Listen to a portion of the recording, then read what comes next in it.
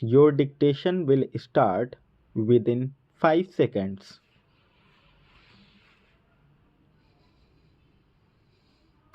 On an careful reading of the aforesaid paragraphs of the election petition contained in Annexure 1 of the writ petition, it is clear that election petition contains an adequate statement of all material facts on which the allegations of not only illegality in counting of votes were founded but specific allegations of manipulation and fraud played by returning officer while counting of votes were labeled with material particulars.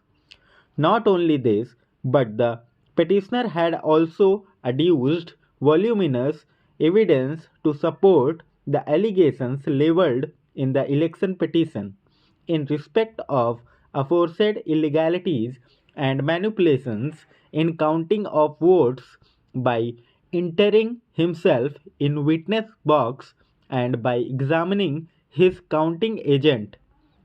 The aforesaid version of election petition was also supported by other candidates by filing their affidavits before the election tribunal, which clearly established that the petitioner had adduced sufficient evidence affording a good ground for believing that manipulation was done and fraud was played while counting of votes by returning officer. Therefore, in my opinion, the only way to decide the dispute and to do complete justice between the parties was order for recounting of votes.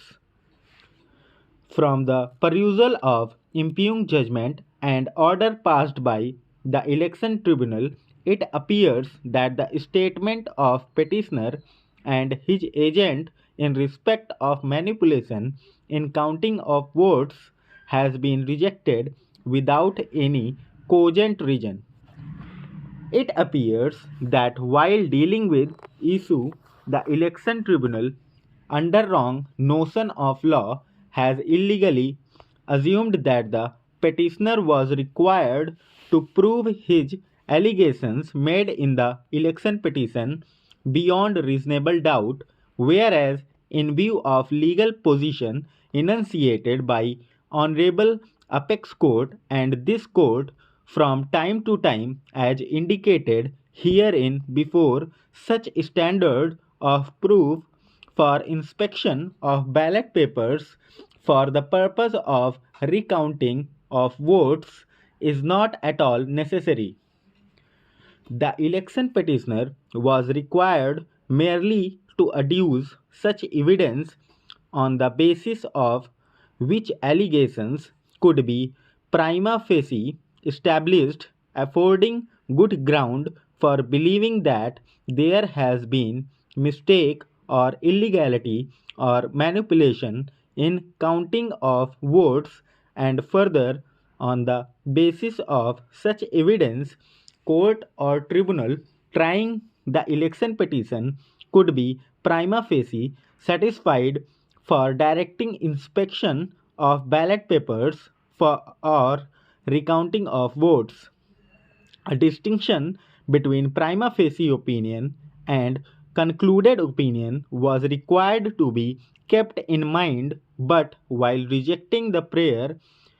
for recount of votes, in my opinion, the election tribunal has proceeded completely on wrong notion of law and rejected prayer for recount of votes on the ground that the petitioner has failed to prove his case.